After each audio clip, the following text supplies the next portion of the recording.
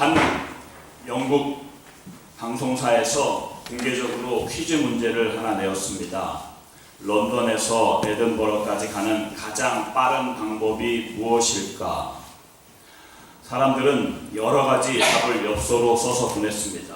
어디까지는 자동차를 타고 가서 그 다음엔 기차로 갈아타고 그리고 버스를 타면 가장 빠르다. 공항으로 가서 비행기를 타고 공항에 내려서 택시를 타고 가는 게 무엇보다 제일 빠르다. 어떤 사람은 아예 헬리콥터로 그냥 날아가는 게 제일 빠르다. 여러 가지 그렇게 냈는데 그 중에 1등으로 당첨된 것은 그러한 것이 아니었습니다.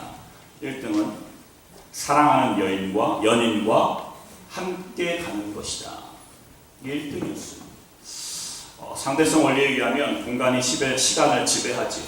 그러나 이 퀴즈에 의하면 사랑이 시간을 지배한다는 것입니다.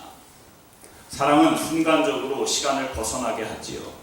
영혼의 세계로 빠져들게 하는 것이 사랑입니다. 오늘은 사순절 다섯째 주일을 보내고 있습니다.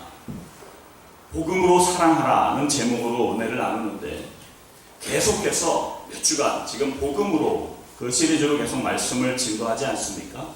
그런데 여러분 중요한 점을 좀 기억하시면 좋겠습니다. 이를테면 지난주 복음으로 승리하라. 승리하는 것, 이기는 것이 중요합니다. 그러나 나의 힘과 나의 노력과 나의 스펙과 나의 가문이나 나의 뒷배경으로 승리하라는 것이 아닙니다. 우리는 복음으로 승리하는 것이 중요합니다. 이게 핵심이에요. 승리하는 게 핵심이 아니라 무엇으로 승리하는가가 중요하다는 말씀입니다. 그런 의미에서 오늘 같이 나눌 말씀도 마찬가지입니다. 사랑하라. 얼마나 중요합니까? 성경을 짜면 사랑밖에 안 나온다라고 하는, 그리스도의 피만 나온다라고 하는 그런 말 있듯이 사랑하라. 너무 중요해요. 그런데 사랑하는 것 주님의 뜻인데 나의 노력이나 내 감정으로 사랑하면 안 됩니다. 그 사랑은 되지 않습니다. 오직 복음으로만 사랑할 수 있습니다. 복음으로 사랑해야 돼요. 한국의 정신분석 전문의 김혜남 박사라고 나는 정말 너를 사랑하는 걸까? 라는 그러한 책을 쓴 여러 가지 책이 있어요. 그분이 쓰신 책 중에. 근데 그 책에 아주 재미있는 분석을 해놓은 대목이 있습니다. 우리는 사랑에 빠질 때 아무 조건 없이 그냥 필이 팍 꽂히면 운명적으로 사랑에 빠진다라고 생각을 하는데 그 김혜남 박사는 그렇게 이야기하지 않고요. 모든 사랑은 다 조건적이라고 이야기합니다. 우리의 무의식이 움직여서 조건적으로 사랑에 빠진다는 겁니다. 그러면서 이야기하기를 한 여자가 있었는데 이름이 혜수씨, 가명입니다. 29살. 나이의 직업은 29살 나이고요. 직업은 의상 디자이너입니다. 얼마나 성실하고 의욕이 많았는지 의류업계에서 성공을 했어요. 너무 바빠서 연애할 시간도 없었습니다. 그러다가 같이 입사한 한 남자 동료와 친해지면서 사랑을 싹 틔웠고요. 결국 결혼을 약속했습니다. 그런데 결혼 날짜가 다가오면서 자꾸 불안해집니다. 이게 정말 사랑일까? 결혼하신 분들 다 경험하지 않습니까? 결혼 딱 정해놓으면 자꾸 불안하고요. 뭔가 의심이 생기지요. 그런데 그런 마음을 가지고 있는데 어느 날 친구가 결혼을 앞두고 심란해하는 그 혜수씨를 데리고 동호회 모임에 초대해서 갔습니다. 그런데 어느 순간 구석에 조용히 얌전히 앉아서 술을 마시는 왠지 슬퍼 보이는 한 남자가 눈에 확 들어오는 거예요. 난생 처음 이상한 일이 벌어졌습니다. 다른 사람은 눈에 들어오지 않고 다른 사람의 말은 들리지도 않습니다. 그가 조금만 움직여도 마음이 막 움직입니다. 그가 희미한 조그만 미소만 지어도 가슴이 자꾸 시려옵니다. 내성적이고 수줍어하는 그녀가 어느새 그에게 다가가서 말을 겁니다. 그렇게 만나서 사랑에 빠져서 결혼을 약속한 사람과 파혼을 하고 그와 새롭게 결혼을 했습니다. 그런데 그때부터 문제가 생기기 시작한 거예요. 열등감이 많아서 컴플렉스가 작용하면 그 결혼한 남자는 직장을 다 매번 옮깁니다. 그런데 직장을 그만두고 온 날이면 어김없이 구석에 조용히 앉아서 슬프게 술을 마십니다. 이 여자가 혼란스러운 겁니다.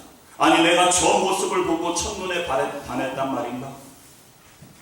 힘든 결혼 생활을 참다 못해 혜수 씨는 상담가를 찾아가서 상담을 받는 도중 그녀는 스스로 그 자기의 남편의 모습 속에서 예전에 아버지의 모습을 떠올리게 됩니다. 아버지는 외향선원이었는데 자주 집을 비웠습니다. 바다에서 거친 파도와 싸우고 동료들과 힘들게 지내다가 집에 돌아오면 어김없이 구석에 조용히 앉아서 술을 드시는 아버지. 그 아버지를 항상 그리워했는데 아버지와 친근하게 대화를 나눠본 적이 없는 겁니다.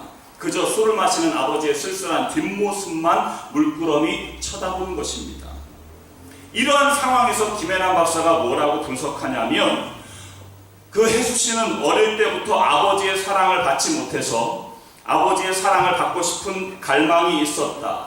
그러다가 조용히 술 마시는 남편의 모습 속에서 아버지를 발견한 것이다. 그래서 한눈에 남편에게 반하게 되었다. 그러나 그것은 아버지를 그리워하고 있던 무의식이 작용한 것이다.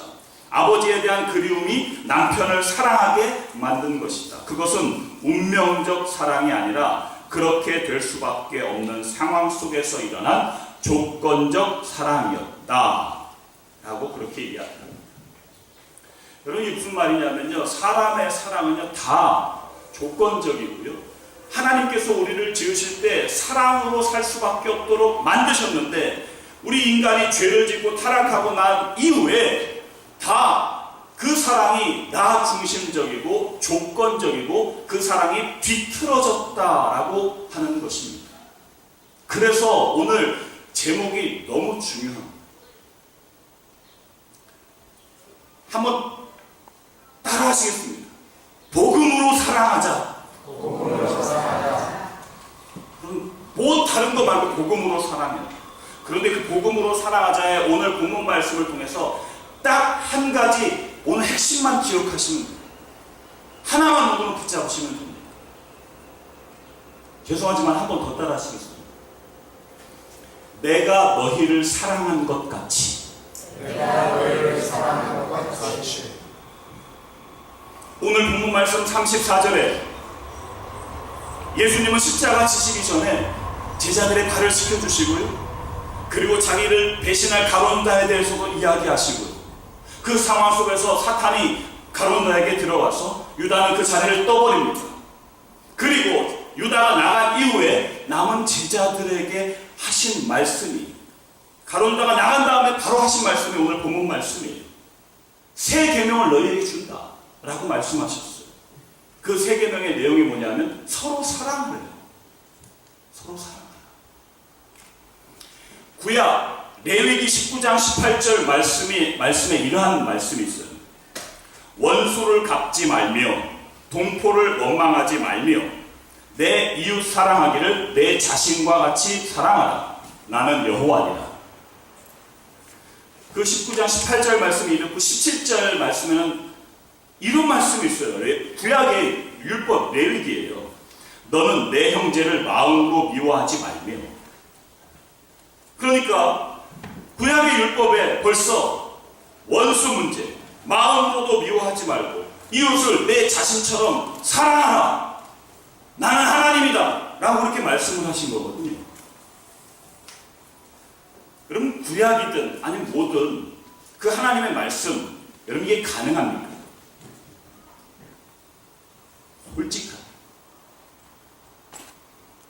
솔직하게 마음으로도 미워하지 않고요. 내 자신처럼 사랑하는 게 이웃을 가능합니까? 뭐 우리가 다 경험해봐서 알지만 저는 자신있게 얘기할 수 있어요. 불가능해요. 이 중에서 또 되시는 분이 계실지 몰라요. 저는 안 돼요. 그냥 교회이기 때문에 다른 사람의 눈 때문에 혹시 믿음 없어 보일까봐 그래도 쌓은 교양이 있기 때문에 미워하지 않고 사랑하는 것처럼 그냥 지나가자. 진짜 어린 애들 말로 한 주먹거리도 안 돼 뭐 이런 말 하잖아요. 그런데 넌 상대거리도 안 돼. 그런데 말씀에 사랑을 하니까 억지로 그냥 웃는 얼굴을 가져서 힘을 다하지만 속은 여전히 원수로 있고, 그래도 내가 겉으로라도 이렇게 했으니 그래도 됐다 라고 그렇게 지나는 것, 이런 것은 원수를 사랑하는 게 아닙니다. 이웃을 나처럼 사랑하는 게 아니에요. 이런 것을 전문 용어로 벼른다고 합니다. 벼르는 거예요.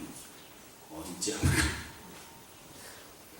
여러분, 이 누구도 이 율법 앞에 자유롭거나 다 지켜서 사는 이가 없다는 것이 저를 비롯해서 우리 모두의 고백 아니겠습니까? 다 우리 고백이에요.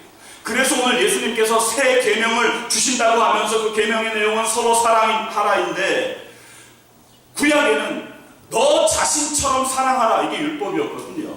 레위기에 너 자신처럼 이웃을 사랑하래요. 근데 예수님은요, 우리에게 사랑하라 말씀하시면서 너 자신처럼 너를 사랑하라 그렇게 하지 않고요, 새 계명을 너에게 주는데, 내가 너희를 사랑한 것 같이 너희가 서로 사랑하라.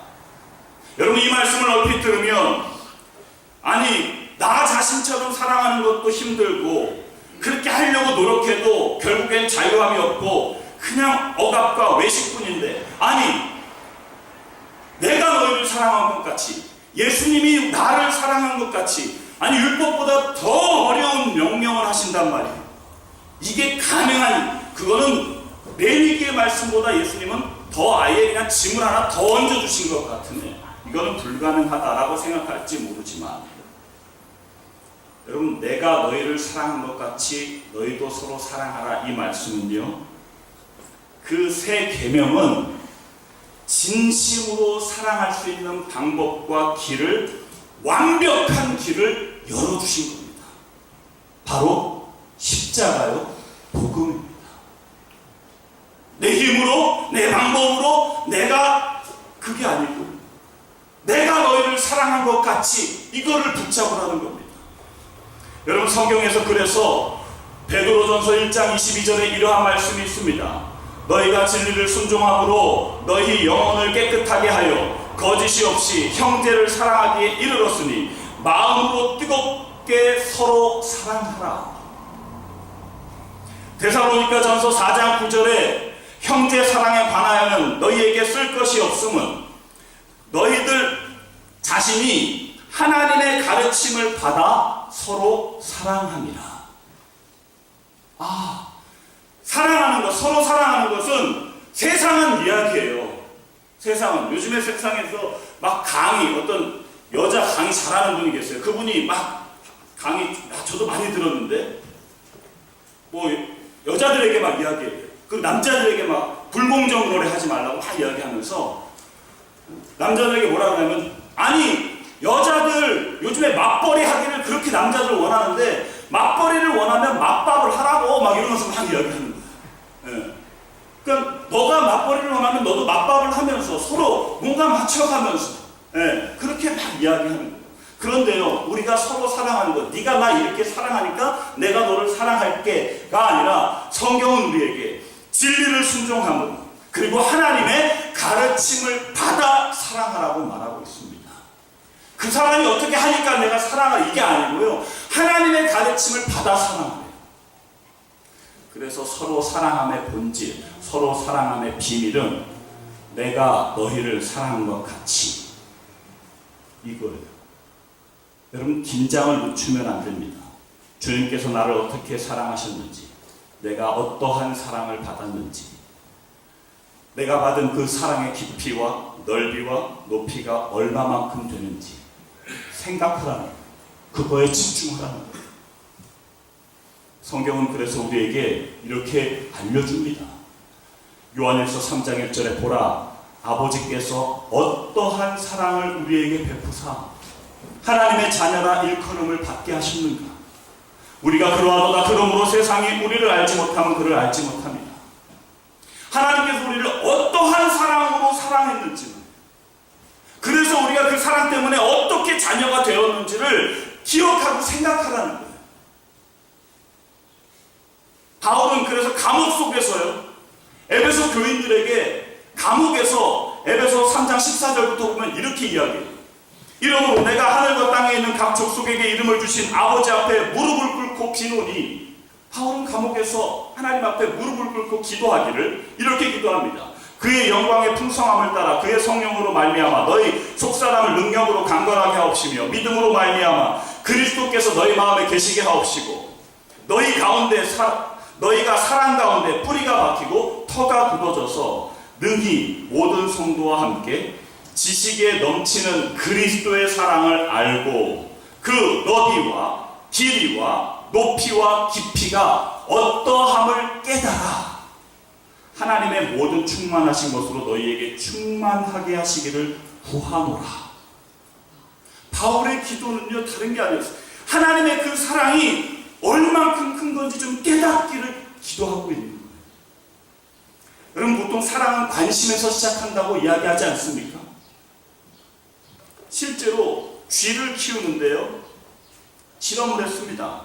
그냥 쥐요 우유병만 빨려서 키운 쥐는요 평균 600일을 산답니다. 그런데 그릇에 우유를 부어놓고 사람이 손으로 우유를 직접 먹이고요 그리고 손으로 그 쥐를 막 쓰다듬으면서 키운 쥐는요 평균 950일을 살더랍니다. 그 좀 만져주고 관심만 가져도 3분의 1을 더 사는 이 쥐를 통해서 실험한 거예요. 여러분 사랑할 대상에 대해서 관심을 갖는 것 이게 바로 사랑의 그렇게 시작이라고 이야기하는데 우리가 하나님께 내가 너희를 사랑한 것 같이에 대해서 관심을 갖지 않아요. 그거에 대해서 깨닫고 알고 고민하지 않아요. 알려고 하지 않는다고요. 그냥 다 안다라고 생각해요. 하나님이 날 위해서 예수님이 날 위해서 십자가에 죽으셨어 라고 하는 것을 그냥 다 안다라고 생각합니다. 지식으로 들었으니까. 그런데 우리는요 죄성을 가지고 태어난 우리는 그 하나님의 사랑을 알고 부딪히고 깨닫기가 너무나 어려워요. 예를 들면 여러분 혹시 예전에 선풍기 아줌마 기억하세요? 팀별 모임에 한번 사진들 이렇게 했어요. 근데 오늘 사진을 띄워드릴까 하다가 좀 징그러워가지고 보셨을 거예요. 선풍기 아줌마 맨 처음에 이쁘게 생겼어요. 소리가 이쁘게 생겼어요. 근데 이게 공업용, 이뻐지려고 공업용 무슨 뭐 콩기름인가요? 그걸 넣었다 그러지. 넣었는데 자꾸 소리가 들렸어. 또 넣어라. 그래가지고 그냥 그 소리가 들릴 때마다 얼굴에다가 그걸 넣으니까 나중에 그 공업용 기름이 그래서 실제로 얼굴이 선풍기만해져서 별명이 선풍기 아줌마 아닙니까? 이만해졌어요. 그게 인터넷 통해서 나오고 나서 많은 목지가들이 돈을 냈어요. 그래서 이 양반이 수술을 받았는데 수술 받고 그 얼굴이 반 이상으로 줄었더라고요. 수술 받은 이후에 얼굴을 공개했는데 의사들이 수술하는데요 그 공업용 기름이 아니라 수술을 하는데 그냥 덕지 이제 살이 되고 그냥 피가 되고 그 공업용 기름이 아니라는 거예요. 그냥 그 여자 아줌마 얼굴이 그냥 됐다는 거예요. 그냥 자체가 피가 되고 살이 된 거예요. 여러분 그걸 도려내는데 얼마나 괴롭고 아팠겠습니까? 마찬가지예요. 예수님이 내가 너희를 사랑한 것 같이 그 십자가의 사랑을 좀 깨닫고 알라고 하는데 우리는 죄성이 너무 우리 가운데 덕지 붙어 있어요. 그게 나의 그냥 살과 피가 됐어요. 그래서 그거를 좌우의 날선 주님의 검으로 도려내야 돼요. 잘라내야 돼요. 그 사랑을 아는 건요 나의 그 모든 것을 잘라내는 겁니다. 그렇게 고민하고 생각하고 예수님께서 날 위해서 대신 죽으셨다. 사순절을 지나며 더욱 날 위해서 죽은 그 십자가를 더 생각하고 더 바라보고 더 알기를 원하고요. 세상에서 뭐 하나 배우려고 하고 세상에서 어떤 물건이 생겼을 때에 그것을 알려고 시간을 투자하고 그것을 생각하고 바라보고 어떤 사람은 멋진 자동차를 사면 그 자동차를 막 이쪽 저쪽 쳐다보고요. 자동차를 껴안고 자동차를 묵상하고 그러면서 자동차를 알아가는데 하물며 전능하신 하나님께서 나를 사랑하시는데, 나를 그렇게 자기의 모든 걸 다 줘서 사랑하셨는데 우리가 그것을 너무 그냥 지나가. 그래서 내가 너희를 사랑하는 것 같이 사랑하지 않고 다 그냥 율법적으로 사랑해. 너 나한테 이만큼 했으니까 사랑하고, 나한테 이만큼 못했으니까 나도 안 하고. 똑같아요. 예수 믿는 사람이나 안 믿는 사람이나 똑같아요. 오늘 주님께서 우리에게 소망의 말씀을 그래서 열어주신 겁니다. 새 계명을 너희에게 주노니 서로 사랑하라. 그걸로 끝난 것이 아니라 내가 너희를 사랑한 것 같이. 자기를 비우고 하나님이 육신의 몸으로 인간이 돼서 오셔서 우리를 사랑하기 위해서 십자가 지신 것처럼 그런 것 같이 사랑하라.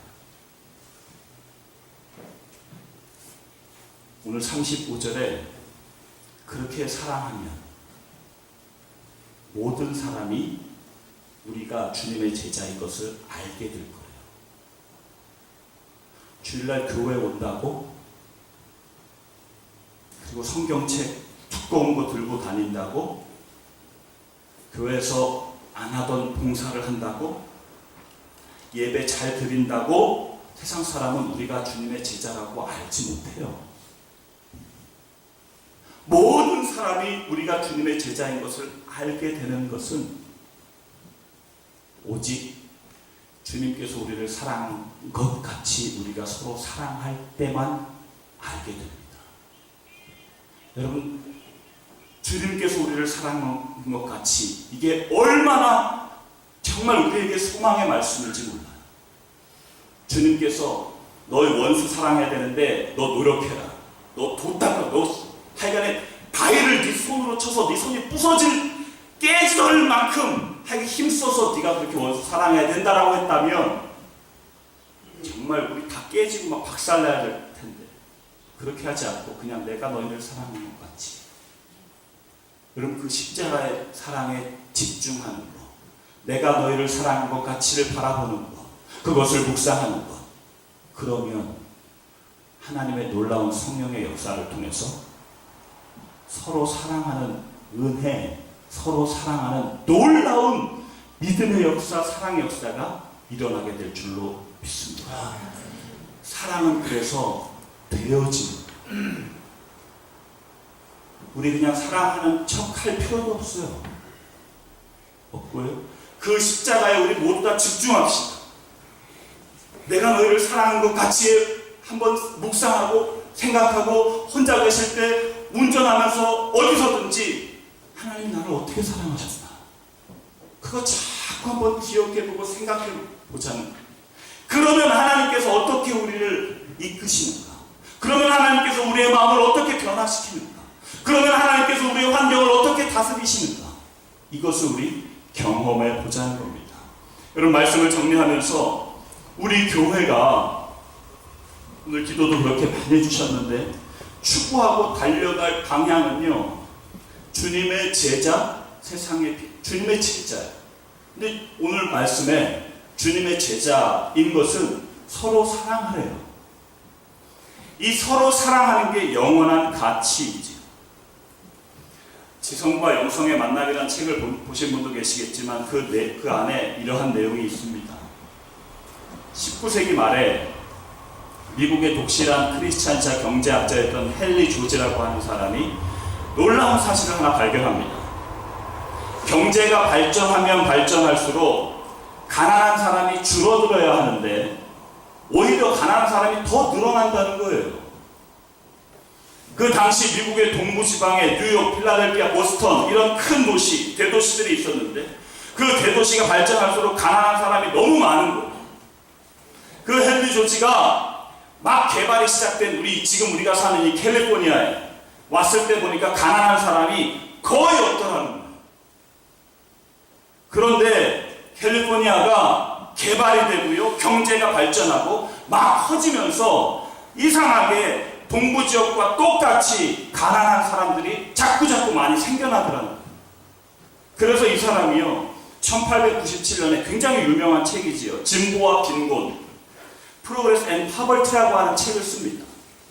그 책이 전 세계 크리스찬들과 지성인들에게 어마어마한 영향을 끼치지요. 러시아 톨스토이가 그 책을 읽고 자기 영계 모든 땅을 가난한 사람에게 다 나눠줬다는 일은 우리가 다 아는 그런 내용입니다. 알려진 일이에요. 한국에 오신 그 미국의 성공회 소속 대천덕 신부 아시죠? 들어보셨을 거예요.